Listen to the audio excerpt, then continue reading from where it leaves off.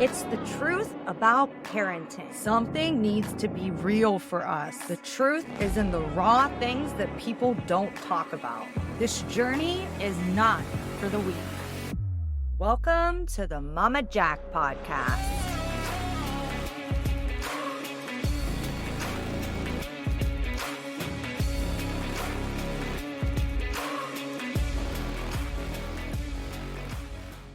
What would you like to know? So when... It's Christmas Eve, so being a father is really fun right now. So when did you become a father? It'll be 9 years on December 30th. Okay. And how old were you when you became a father? I was in my late 40s, so I'm 52 now. Do the math. I can't do the math. I'm a father. Okay. We're dealing with subtraction and multiplication right now. We're in multiplication and division tables right now, so I don't know anything. Whatever that is, you guys, your listeners are pretty savvy. Yes, I think so too. So that's what people would consider to be kind of later in life to have a family. Is there a reason that you waited that long?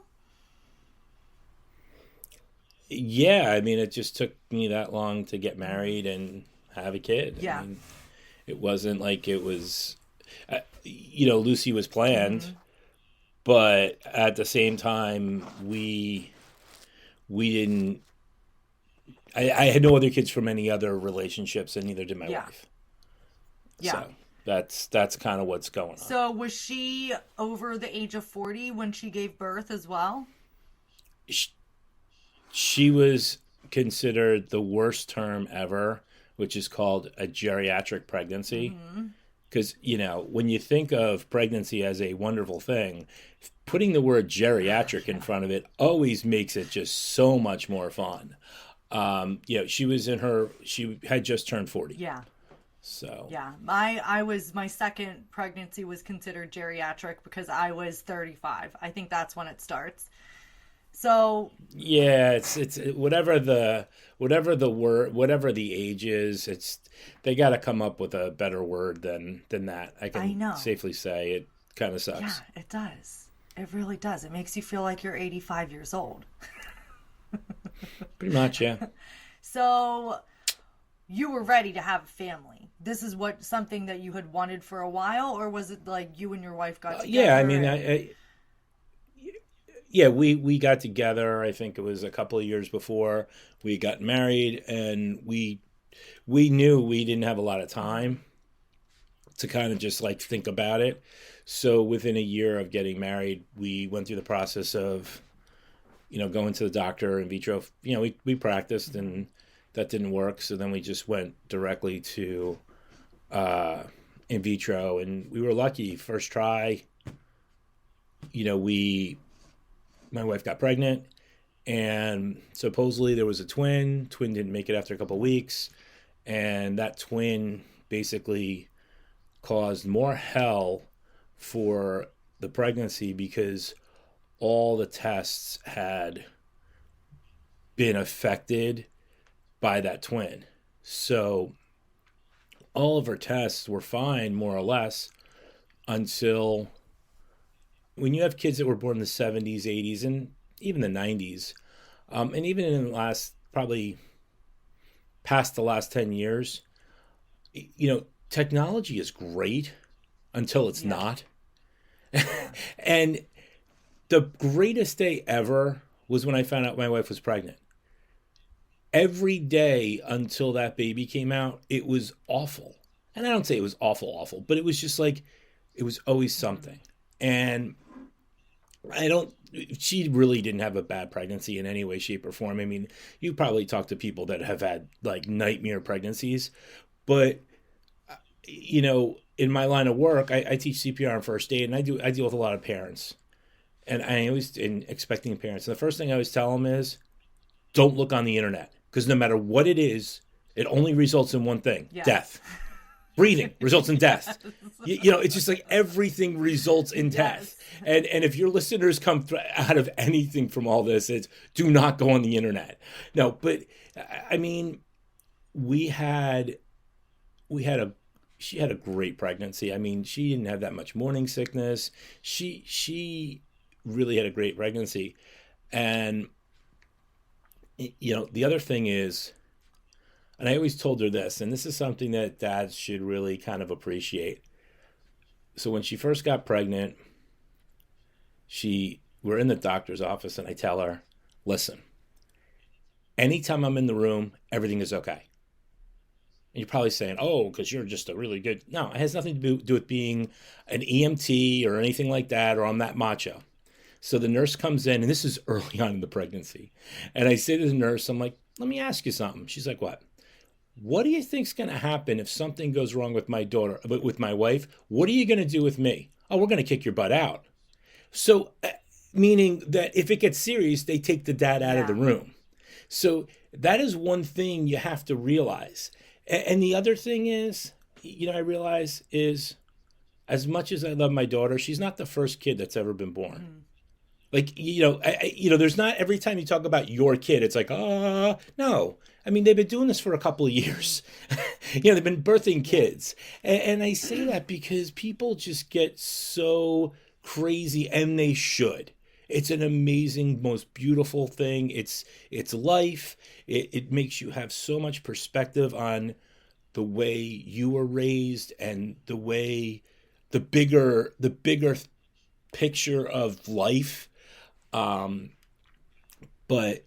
we got a phone call, and if there's any doctors out there listening to this, do not give bad news on a Friday.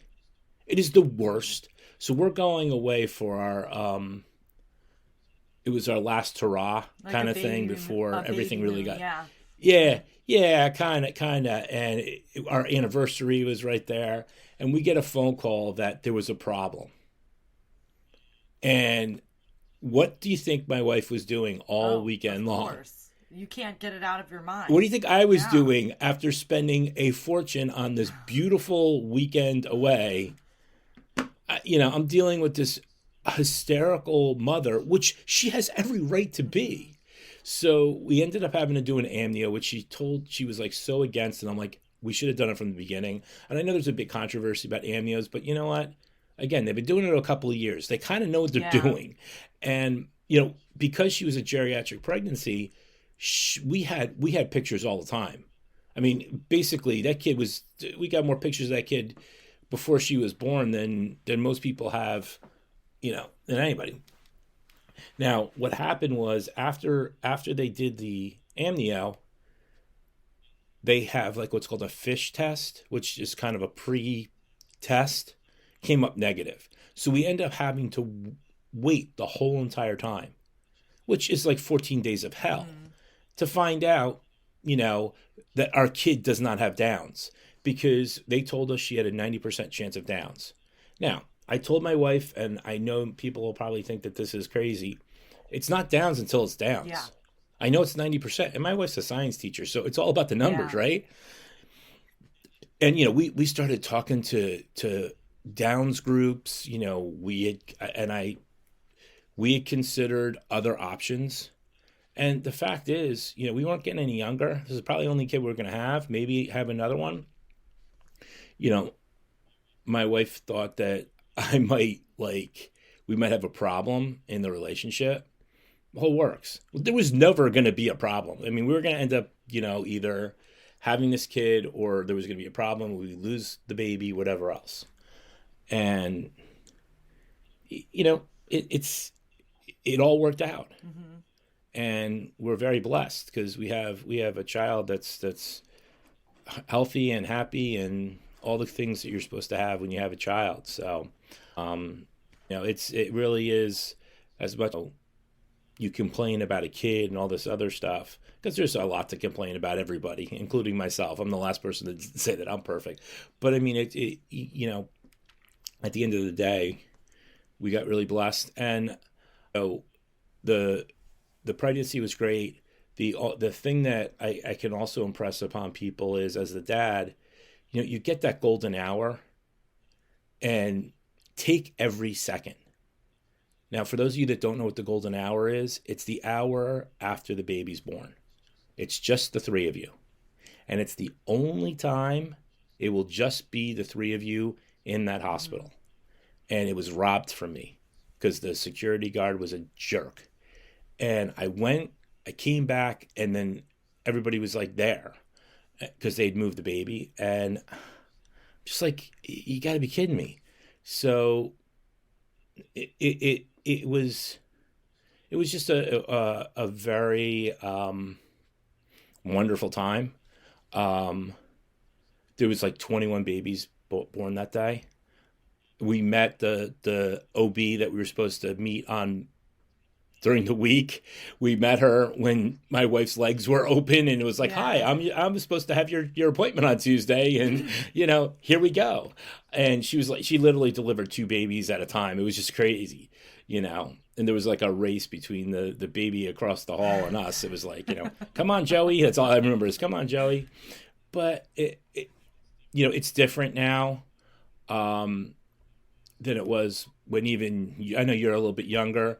Even when you were born, there's more of the mom, dad with the baby more. And that's a good and a bad thing.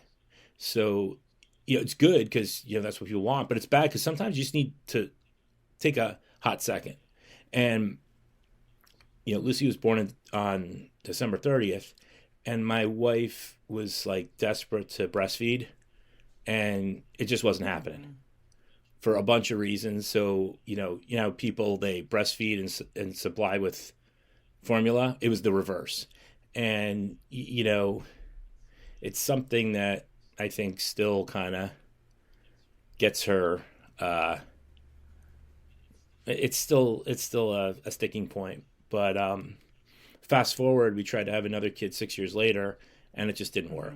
And the one thing I would recommend, especially if you have people that are a little bit older or even a little bit younger, I'm going to have this conversation with our daughter when she's 18. It's like, freeze your eggs. It sounds like a weird conversation, but it's not the body, it's the egg that's the thing. And it's the dumbest thing when you start having this conversation. And I know this is what you do, and I think it's great that you bring these type of topics up. But when you say this, you're like, it doesn't sound crazy. It sounds nuts. But if we had done that, I think we would end up having a second kid. Because it was funny because, and as a parent, as a dad, you both go in for testing, and I thought I was going to be the problem, but it was actually her. So I'm like, well, I'm not it's just kind of this thing that both parents, like the husband and the wife have. And it's like, oh, it's not me, but at the same time, I don't know if you ever saw the movie, Forget Paris. Mm-mm. It's with Billy Crystal and Deborah Winger. They're trying to have a kid, and he has to go to the fertility clinic, but he's at home, and he has to race to bring, and of course there's like all this traffic and everything that could possibly go wrong. And he has a famous line that says, I have 1 million people's lives at stake here, because he's got the thing. And only the way Billy Crystal can do it. And I have to say, the fertility clinic has to be, without a doubt, the worst place in the world, because you're either one of two things, and there's nothing in the middle. Either you're happy, over the moon happy, or it's a dungeon. And I don't care who you are.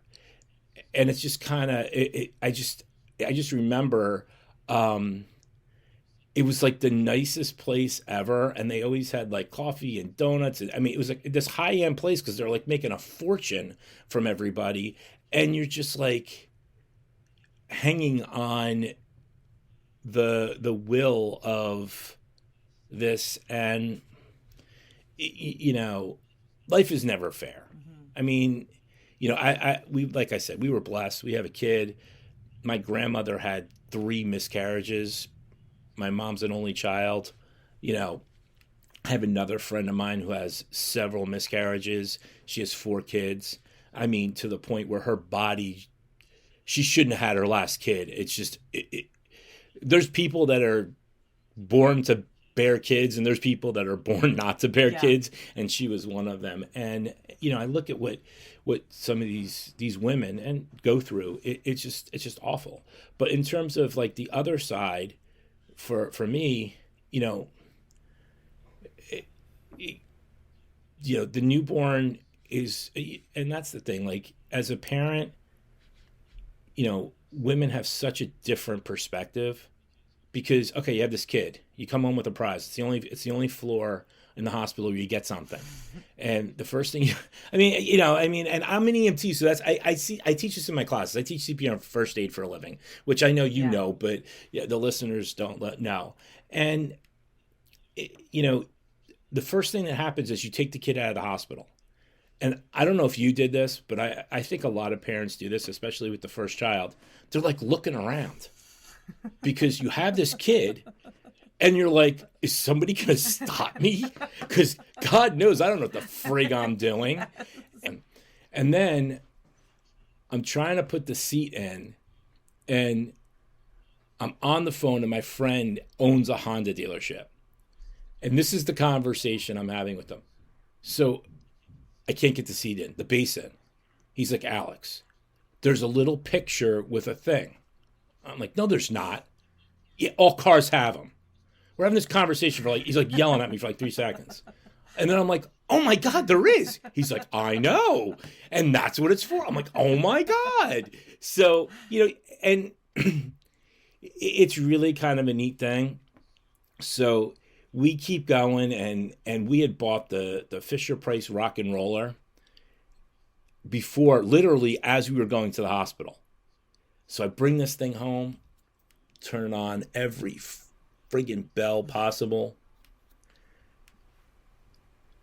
Lucy has no part of it. She's like hysterical. And being the mama's boy that I am, and yes, I am, call my mom up and she's like, first off, you're not the worst father in the world. You didn't have time to do that yet. And secondly, chill out. You have plenty of time to screw up. And, what happened was it was just too much stimulation. And then Lucy liked to do this thing, and a lot of kids do it. From 5 to 9, she used to just cry it out. Mm-hmm. And it took us like a couple of days to kind of figure out. And the funny part is, your kids are you. Well, her mom is exactly like that. She kind of needs to wind down. And once we learned the witching hour, everything was fine. But as a father, I got some pieces of advice from a lot of different people. The first piece was, try to do the last feeding if you can, so the mom can sleep. And, it really helps. Now, Lucy was as healthy as a kid could be, but then, she was technically a twin. And since she's a girl, we found out at 6 months-ish that she had hip dysplasia.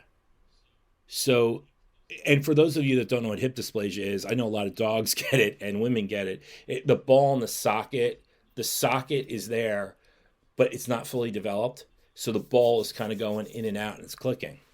So she was in a harness for six months to a year, which was, looking back at it, was a blessing because she didn't go anywhere. Yeah. She couldn't go anywhere. Now, luckily, she didn't have to be casted.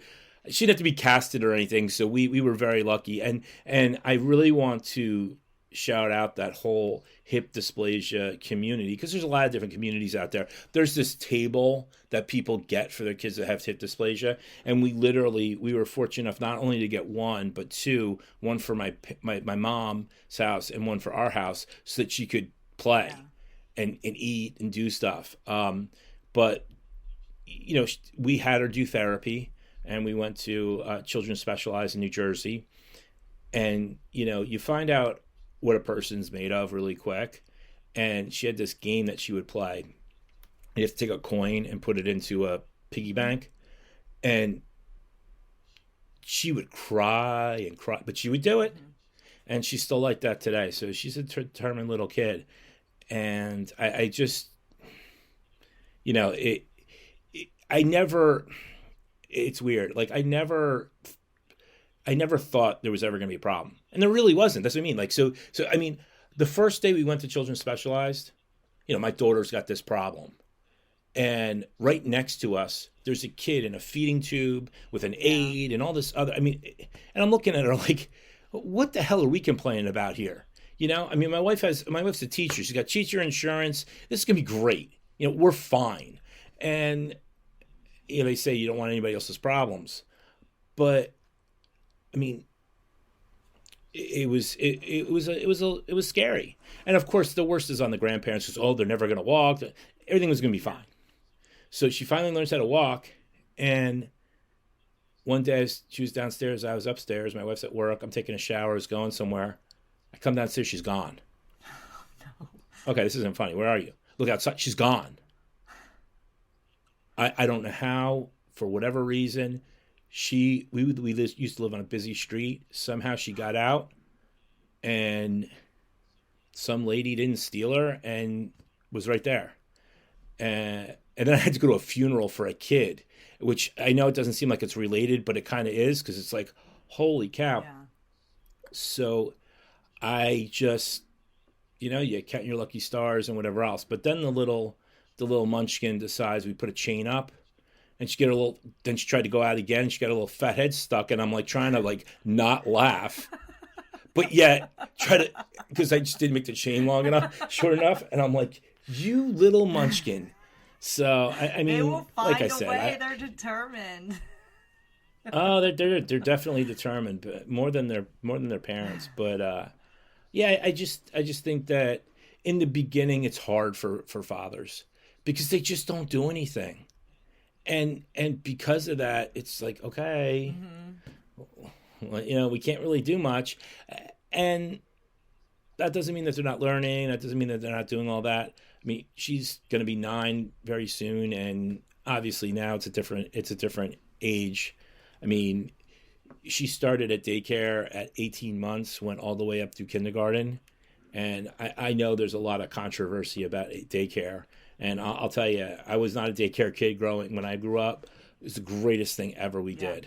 The worst day ever was when we sent her that first day. The best day ever was when we picked her up, and every day after. I mean, and for parents, I tell people this all the time. You can do the fun stuff. You don't have to do all the stuff. And I give parents a lot of credit that want to stay home with their kids and they can afford to and all that other stuff, because there's just so much work that you need to do. And when you have that daycare, and if you go to the right daycare, you're just supplementing. And that's a godsend. But the one thing before she even went to daycare, what we did was, we like going outdoors. And I was lucky enough to find a group called Hike It Baby. And I don't know if you've ever heard of Hike It Baby or anything like that. It's an international group. And my wife, God love her, she likes to hike, but she doesn't want to go deal with all these people. Like, who wants to deal with new people, whatever else. Well, we go on this first hike, and it really was just going to an apple orchard. And we actually, the woman that was there was one of the ambassadors, and we fell in love with the couple and her daughter, and we became very good friends and everything else. And I ended up becoming an ambassador for Hike It Baby for a little bit. But, we've packed Lucy all over New Jersey. Every single county we've hiked. When we went to Alaska, we hiked in Alaska. She was on my back, and that's great because they're great when they can't walk. Yeah. Once they start walking, then they stop liking hikes, and then they start going back to it. But we're very fortunate because she's a reader, and if you want to do stuff outside, one of the things that we found was called a storybook hike. I don't know if you've ever heard of it or ever seen it, where people take a whole book and they put it on a trail. So she would run to each station, so to speak, and hike, but she just didn't know she was doing it. And it's just a good way of kind of getting out there and doing what you have to do. That's cute. And yeah, it's something different. We don't hike as much as we should, but we're trying to make a goal. She tries to do 1,000 hours outside a year, and she gets pretty close. So we used to do it more when she was smaller, but the key is, and we're going to try to do it this year, we're really going to work on it, is January, February, March. And I know that sounds like it's, oh my God, it's so cold. But you know what? We've been doing a day after Thanksgiving hike for 9 years. We've been, we hike in January. And what I always tell people, and this is the thing that you have to realize about people or kids. I think, correct me if I'm wrong, they have kids in Norway, right? Yes. And in Iceland. Yes. And those kids actually go outside. So they're not going to die. Yes. And I say that because, I mean, it's just so funny because you get these parents, and I see them through the CPR and first aid that we do. And, oh, what about this? What about that? Listen, first off, grandparents don't have rules. And as much as I try to tell I used to tell my mom, I know she's not going to follow them, so fine. As long as the kid comes back with all fingers and toes, that's fine. But, but that's what grandmas are, and that's what grandpas are supposed to do. And I but at the same time, there's no grade on a curve. It's just, we're just trying to get through it. So I think, because I do this like you do, I podcast. We started a podcast with my daughter on reading. And, the only reason we did it is because I podcast, she's like, I want to do it like you do. Well, she loves to read. So we decided to do that. And that's a way that we can kind of have our own time. I coach her in field hockey but my wife's a science teacher, so she does sciencey stuff. And I think that it's not by accident that, dancers, professional dancers, their kids have an aptitude for dancing. Oh my God, that's such a shock. No, it's because that's what they see. And I think if you just live your life and you try to incorporate your life with them, you'll be fine. But I think also, which is maybe not off topic, but it's about parenting in general. And again, I'm older, so I have a different view than a lot of other parents, is she's never my friend. She will never be my friend. She's my daughter. I love her. That doesn't mean I have to like her. I tell her that because when she gets in trouble, she gets in trouble. And the best piece of advice somebody gave me is this: you must be as hard as you can on your kid. And I know that sounds really mean, but how many times before we were going to school, she would cry to put the silverware away? Now, I would tell her, it takes you longer to cry than it does to put the silverware away. Now she puts the silverware away. She rolls her eyes, but I don't really care. Like, just, and it gets done. Yeah. And I think that, parents expect one thing and do something else. And you can't, and I know, I'm not the perfect parent. And listen, I'm just as, I have double standards too, do what I say, not what I do. But what is our job? Our job is to train this person on how to be a productive member of society. Mm-hmm. And I tell her all the time, you're going to be the only kid that knows how to wash your clothes in college. Yep. You know what I mean? Like, I don't really care about the other kids because I only have one kid. I don't have a spare. So if I screw up with this one, she's the only one that's going to take care of me. If she doesn't like me, then I'm screwed. I'm an older parent, so I don't know if I'll walk her down the aisle. And I'm not trying to be funny when I say that. I might be 70 years old before she's ready to get married to whomever. So, or older. And I know 70 doesn't seem like it's that old. Well, you know what? People die anytime. So I think that that part is hard. But being in the Christmas season like we are with this episode, a lot of traditions are important. You don't think is important. You do think is important. And, trying to marry those two from your partner is really fun and hard and great and all that stuff at the same time. But in terms of like a dad, each person, mom or dad, has their strengths and weaknesses. And, sometimes the dad's the pushover, sometimes the mom's the pushover. It doesn't really matter who it is, but you try to be on this, you try to be on the same page most of the time. Yeah. I mean, that's what you hope, right? And just try to have fun with it, because at the end of the day, I make my mistakes, but You have to like, it's funny when we were kids, they had this one, like the more you know kind of thing. And they always talked about talking to your kid in the car because they had nowhere else to go. And I tell you, I do more talking to her in the car than anywhere else.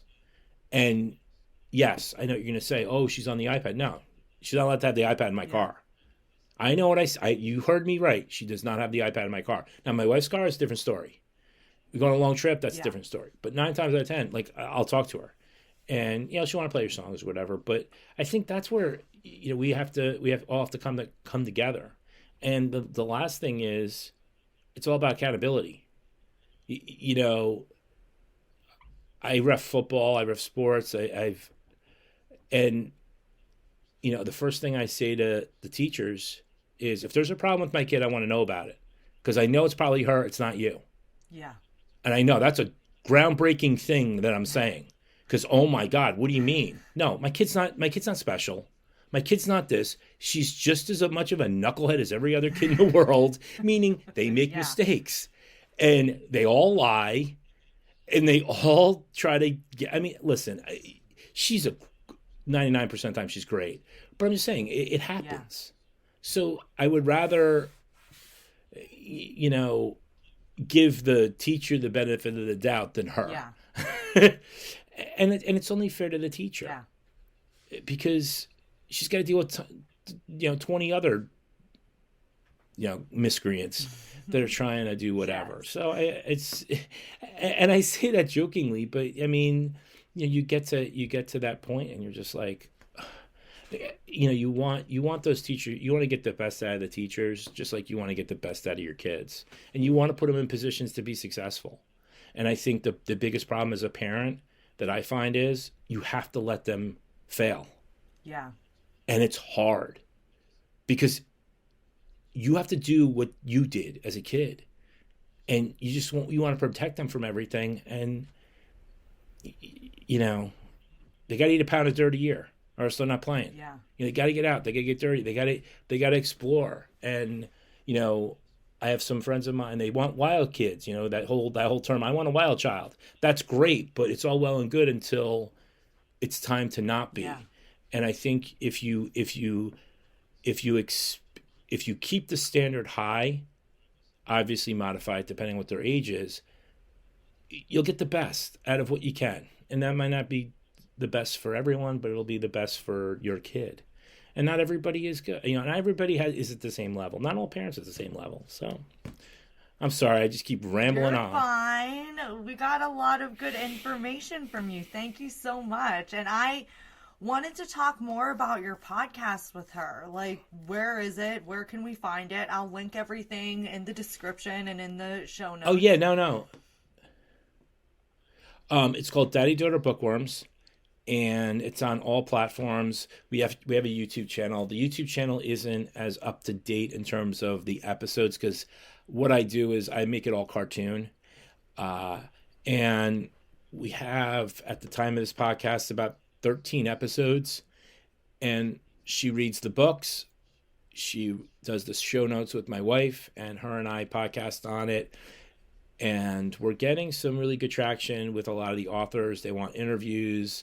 So we're really trying to do this for 2 reasons. One, to get her to be a good public speaker, so she can speak well.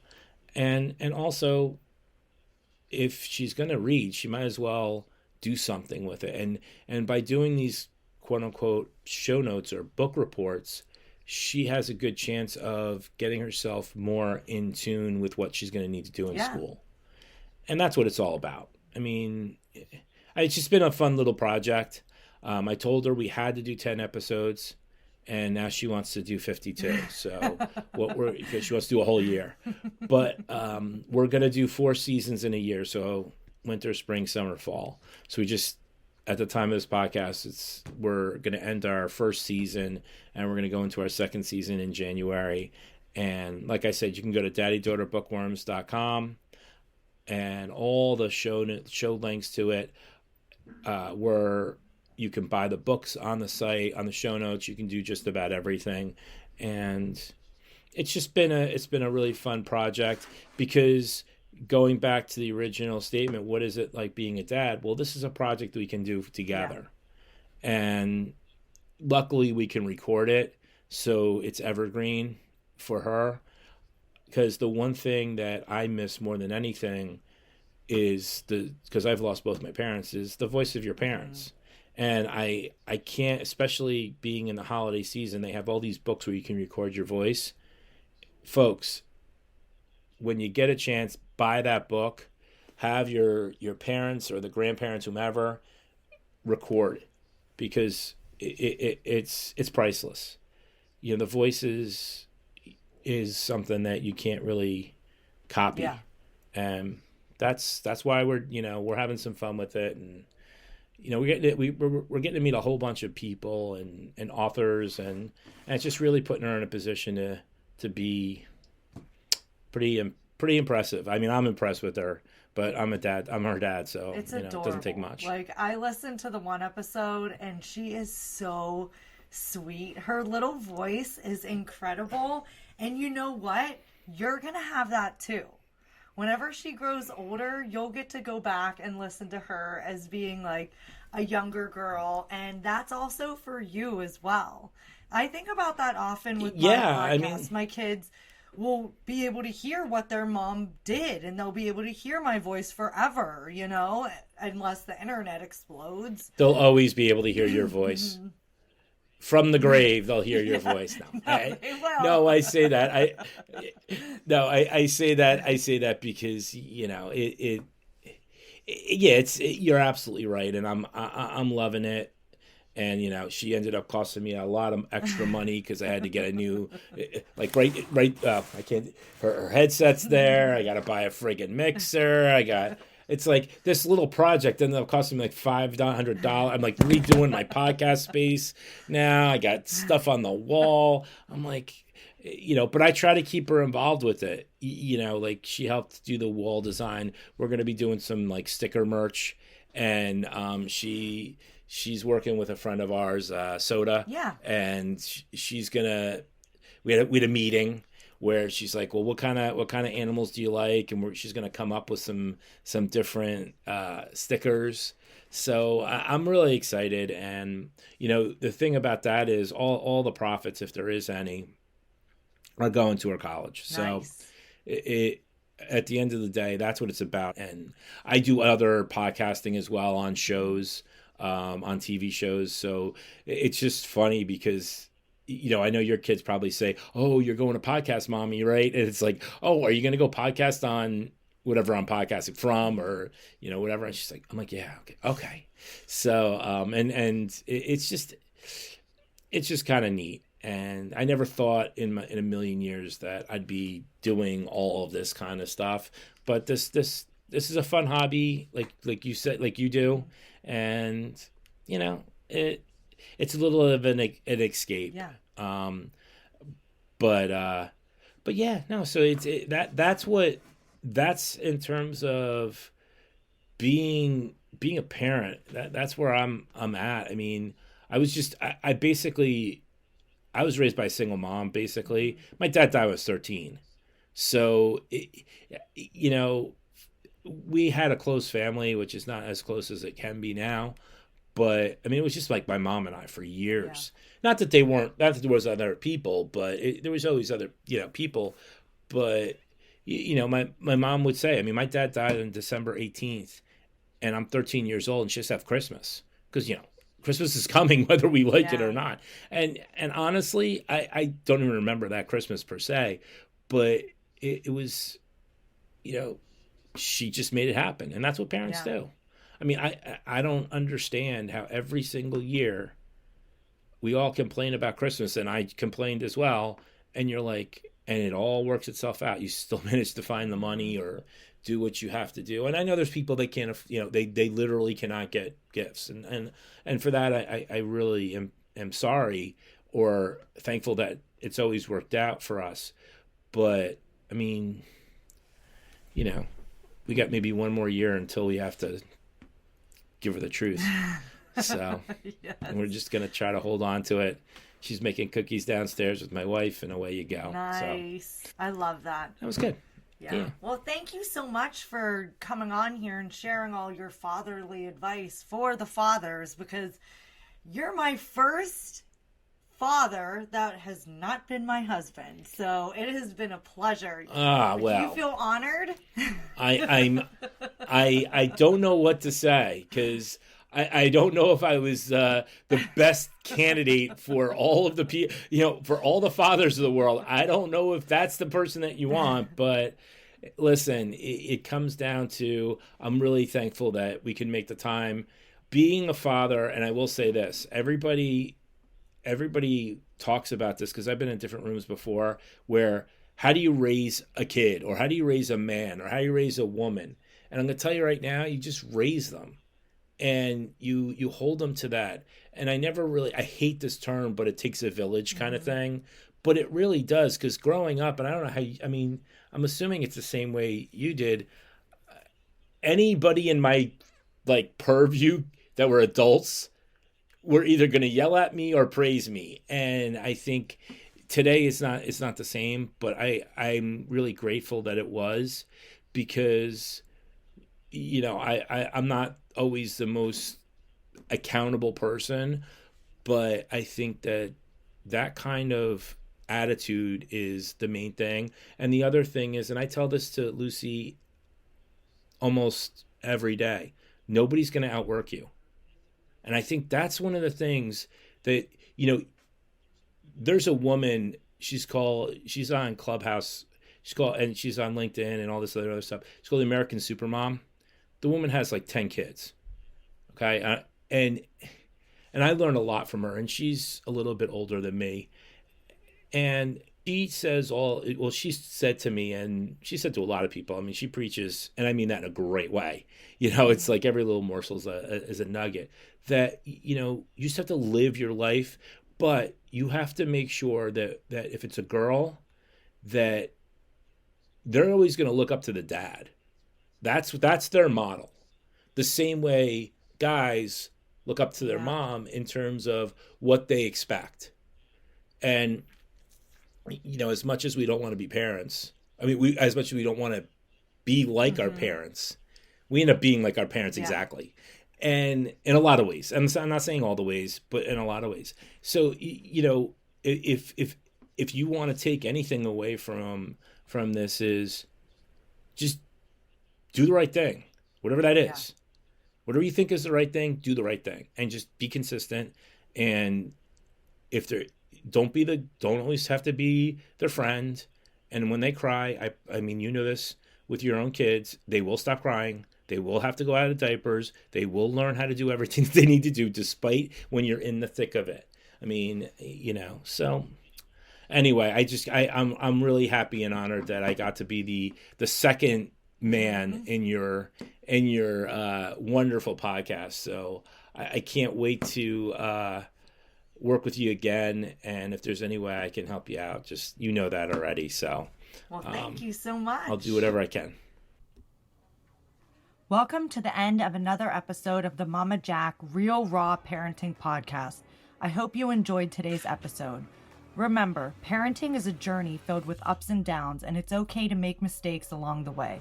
The Mama Jac Podcast is here to provide you with support, guidance, and real-life stories from fellow parents who are navigating the challenges of raising children. If you have any questions, topics you'd like me to cover, or stories you'd like to share, please reach out to me. I love hearing from my listeners and incorporating your experiences into future episodes.